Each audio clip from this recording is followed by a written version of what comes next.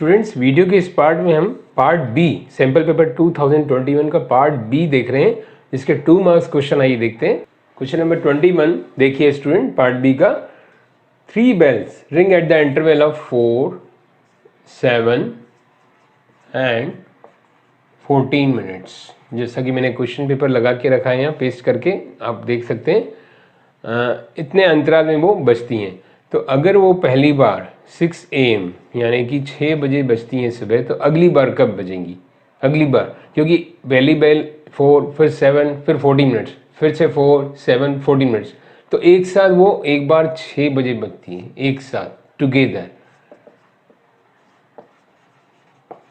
Then next time when they will ring again. तो हम क्या निकालेंगे ऐसे क्वेश्चंस में? आप ध्यान रखिए, मैंने आपको सिखाया हुआ है, जब भी HCF LCM का क्वेश्चन हो तो डिसाइड कैसे करते हैं। छोटा नंबर निकालना हो तो HCF, अब इसमें बड़ा नंबर निकालना, मतलब अगली बार कब बजेंगी, यानी इन नंबर से आगे जाएंगी वो, तो LCM। तो हम इनका क्या निकालेंगे? We need to find the LCM।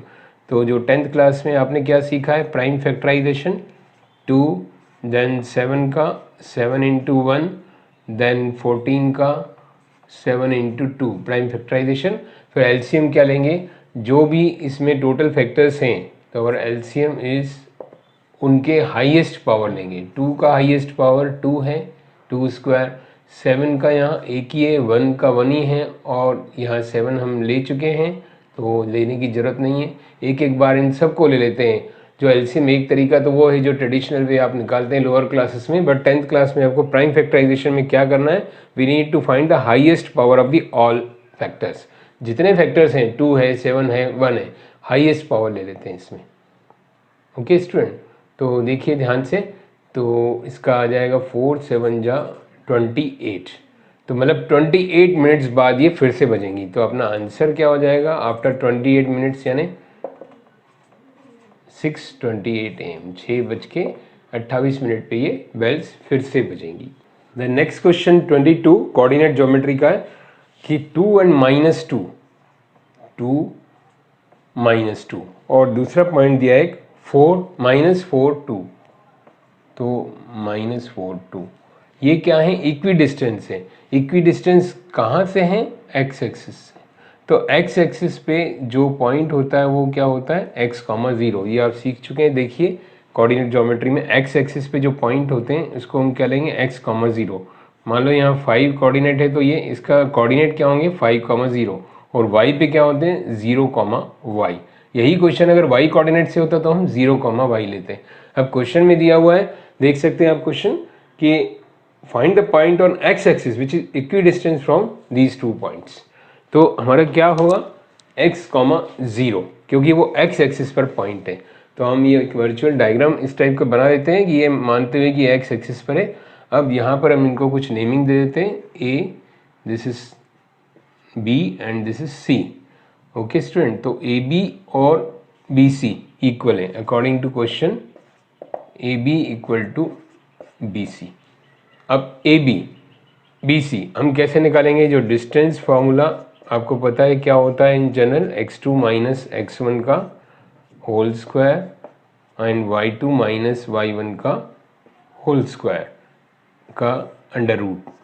तो AB डिस्टेंस क्या हो जाएगा? x - 2 होल स्क्वायर, और y2 - y1 0 - 2, तो मीन्स हो जाएगा 0 + 2। कैसे? 0 - 2 दो बार, तो माइनस का यहाँ प्लस हो गया। ये तो हो गया हमारा AB। अब इज इक्वल टू BC, तो BC इज इक्वल टू क्या होगा यहाँ पर? x2 - x1 मीन्स x - -4, तो x + 4 होल स्क्वायर, 0 - 2, तो 0 - 2 का whole square under root. Okay student, distance formula का यूज करके हमने AB और BC को इक्वल कर लिया, जो कि क्वेश्चन में दिया हुआ है, इक्वी डिस्टेंस है। अब squaring both sides, squaring both side से ये स्क्वायर रूट हट जाएंगे, और यहाँ हम इसको सॉल्व भी कर सकते हैं।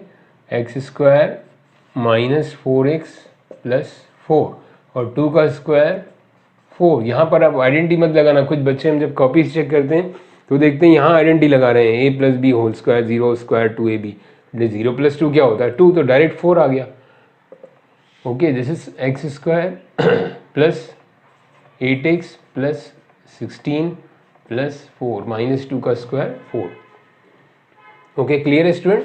ए स्क्वायर 2ab बी स्क्वायर, ए स्क्वायर 2ab बी स्क्वायर। तो अब ये क्या हो जाएगा, एक्स स्क्वायर कैंसिल, इसको फाइनली इधर लाए हम -12x 4x और ये 8x -12x और ये 8 और ये 20, तो ये हो गया 20 माइनस 8 16 प्लस 4। तो in this way 12x is equal to 12, so x आ गया -1। तो हमारा आंसर क्या हो जाएगा स्टूडेंट, देखिए ध्यान से, x, 0, तो x की वैल्यू -1, तो हमारा आंसर हो जाएगा -1, 0। तो स्टूडेंट 23rd क्वेश्चन बहुत ही इजी क्वेश्चन, देखिए इसमें क्या दिया हुआ है कि find the quadratic polynomial zeros. तो जीरोस को हम किससे डिनोट करते हैं, अल्फा एंड बीटा से। तो दो जीरोस को मैं अल्फा एंड बीटा लिख रहा हूँ प्लस 3√2, एक है 5 - 3√2, एक है 5 + 3√2। तो हमें क्वाड्रेटिक पॉलिनोमियल निकालना है। तो इन जनरल क्वाड्रेटिक पॉलिनोमियल का फॉर्मूला क्या होता है, x² minus sum of the zeros into x plus product, या हम एल्जेब्रिकली क्या लिख सकते हैं, x² माइनस सम मीन्स क्या हुआ, alpha plus beta x plus product क्या हुआ, अल्फा इंटू बीटा। अब हम यहाँ वैल्यूज पुट करें जो जीरोस गिवन है, x² minus alpha plus beta, तो अल्फा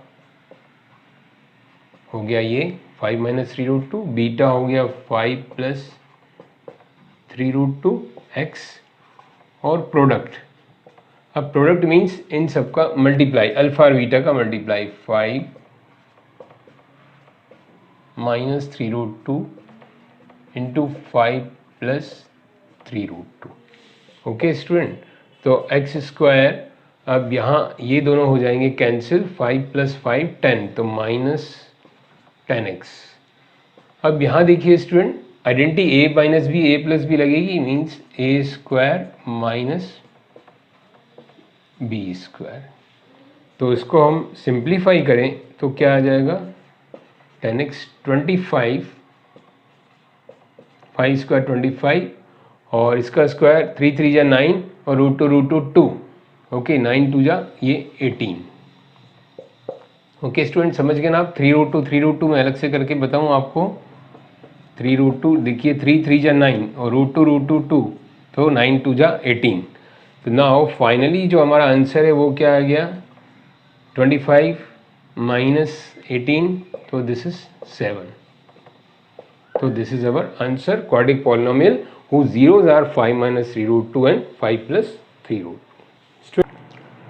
कंस्ट्रक्शन क्वेश्चन है 24 स्टूडेंट। स्टेप्स आपको लिखनी नहीं है, लेकिन आपको स्टेप मन ही मन में दोहराते जानी है कि हम क्या कर रहे हैं। पहला जो लिखा है वही आप करिए, इसको बिल्कुल छोड़ना नहीं है क्वेश्चन को, इसमें आपको मार्क्स मिलते हैं।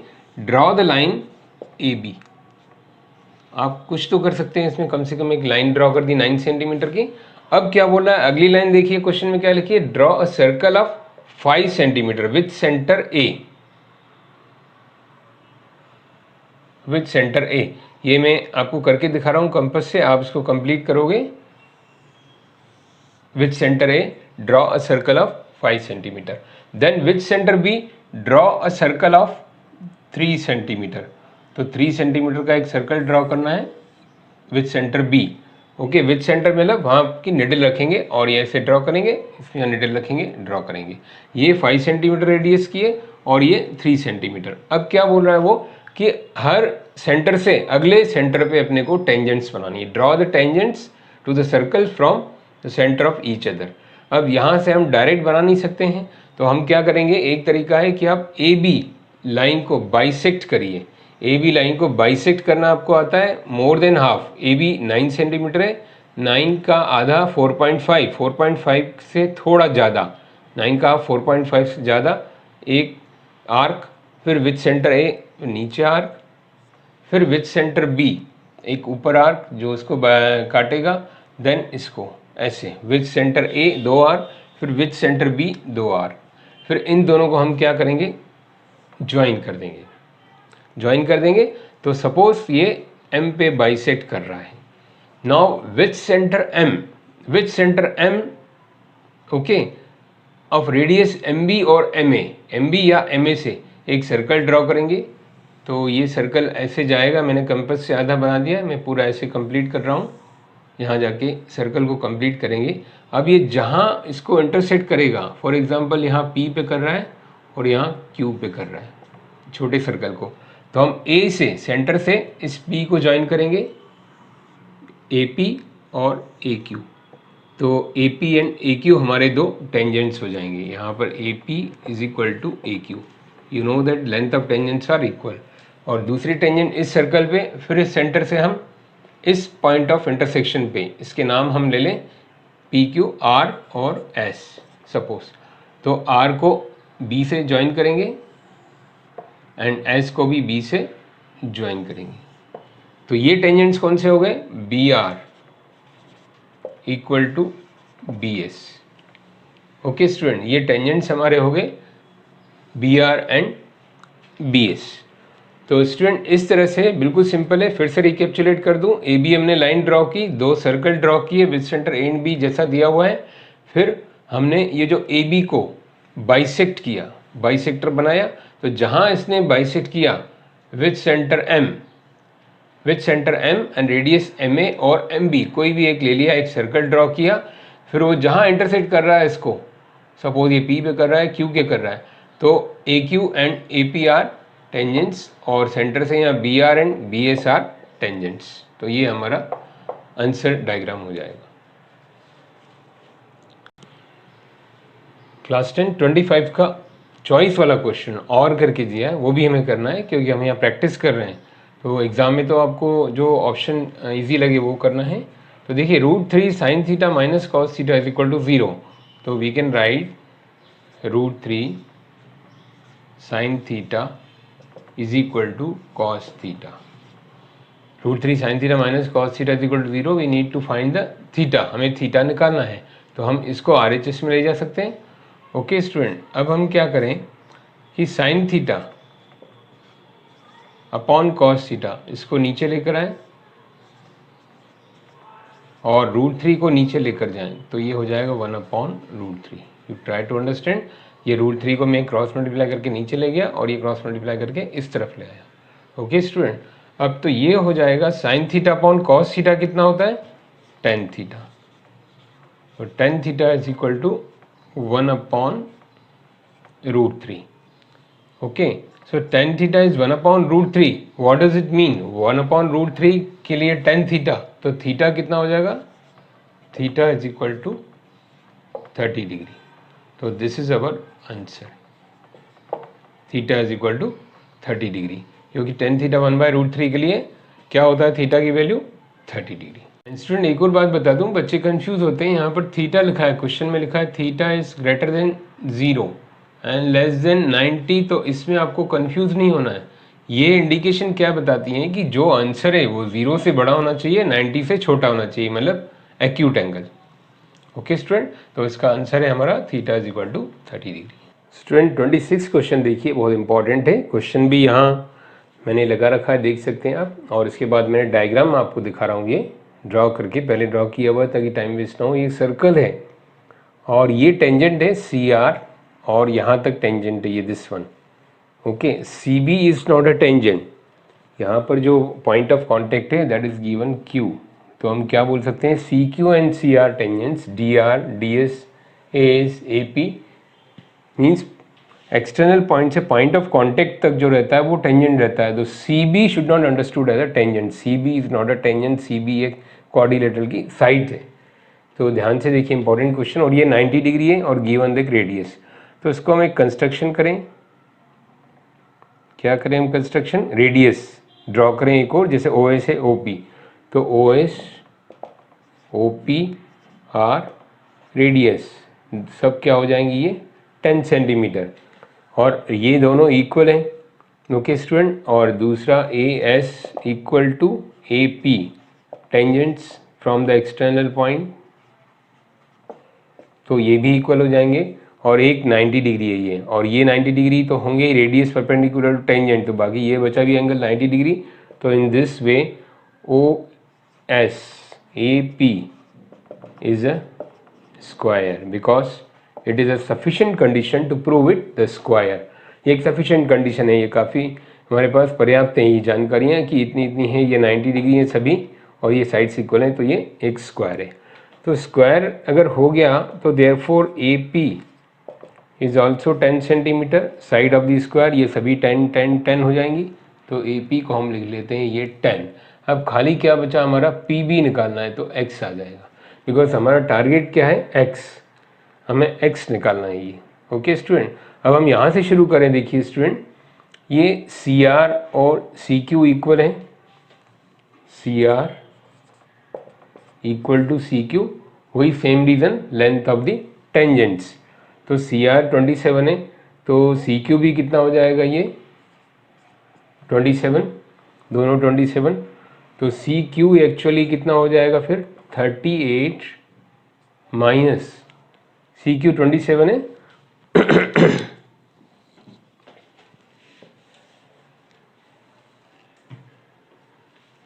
CQ 27, तो उसके बाद BQ, देयरफॉर BQ को हम क्या लिख सकते हैं, CB minus CQ। CB total कितना है 38, CQ 27। देखिए ये CB 38 है और this CQ is 27 because length of tangents CR equal to CQ। तो ये कितना हो जाएगा, दिस इज माइनस करें तो 11, तो BQ हमारे पास आ गया 11, ये वाला BQ। अब देखिए BQ अगर 11 है and BQ and BP are equal, and also we will write BP equal to BQ। Again क्या रीज़न है, length of tangents, external points, ये जो आप एक रूल पढ़ चुके हैं सर्कल के ऊपर, ये मैं आपको फिर से बता दूं, आपने ये पढ़ा हुआ है, length of tangents from the external points are equal, length of tangents from the external points are equal, उसी कंसेप्ट को हम यूज़ कर रहे हैं पूरे क्वेश्चन में। तो ये लेंथ ऑफ टेंजेंट्स इक्वल होती हैं। ओके स्टूडेंट, तो ये भी छोटी छोटी करके लेंथ ऑफ टेंजेंट्स है, AS AP BQ BP, तो ये इक्वल हो गई। तो BQ अगर 11 है तो BP भी कितनी हो गई 11 सेंटीमीटर। सो हमारा जो रिक्वायर्ड है X क्या क्या है, AP plus PB। Okay, AP plus PB, AP हम ऑलरेडी निकाल चुके हैं, AP इज इक्वल टू 10 और PB यानी BP हमने निकाला है 11, तो आंसर आ गया 21 सेंटीमीटर। तो therefore X is equal to 21 centimetre, this is our answer. Okay student, ध्यान से देखिए, इसको मैं रिकैप्चुलेट कर देता हूँ, बिल्कुल सिंपल। पहले हमने क्या किया, फटाफट 1 मिनट के अंदर देखिए, दिस इज अ स्क्वायर, हमने प्रूव कर दिया 10 10 10, तो ये 10 आ गया, तो हमें खाली PB निकालना है। तो ये 27 है, तो ये बचा 27, 38 में से ये इतना पार्ट क्या है 27, तो इतना पार्ट आ गया 11। अब 11 ये है, तो लेंथ ऑफ टेंजेंट ये भी 11 है, तो 11 और 10 मिलके कितना हो गया 21। तो स्टूडेंट ये था 26 क्वेश्चन, 2 मार्क्स क्वेश्चन। इनसे आपको आइडिया लग गया कि 2 मार्क्स क्वेश्चन किस लेवल के आते हैं। तो इनको प्रैक्टिस करिए, इनमें कोई डाउट हो तो कमेंट सेक्शन में लिखिए और इस वीडियो को शेयर करिए ज़रूर। और इसके अगले वीडियो में हम 3 मार्क्स क्वेश्चन देखेंगे। Thank you.